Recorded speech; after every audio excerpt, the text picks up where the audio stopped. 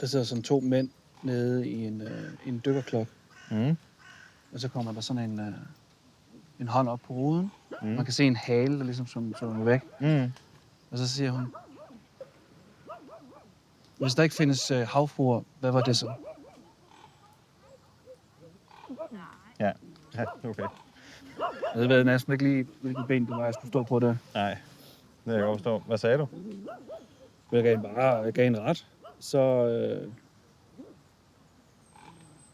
gik jeg ind og googlede og fandt ud af, at det var sådan en fake dokumentarfilm. Mm.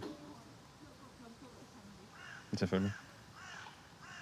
Og så sagde jeg, du ved, på sådan en måde, hvor jeg sagde, ej skat, prøv lige at se det her.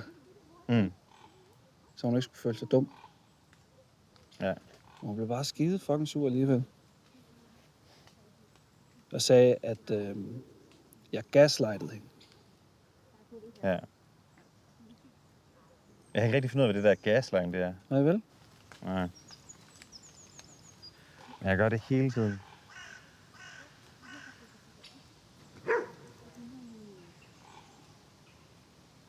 Hvor fanden er Fie henne?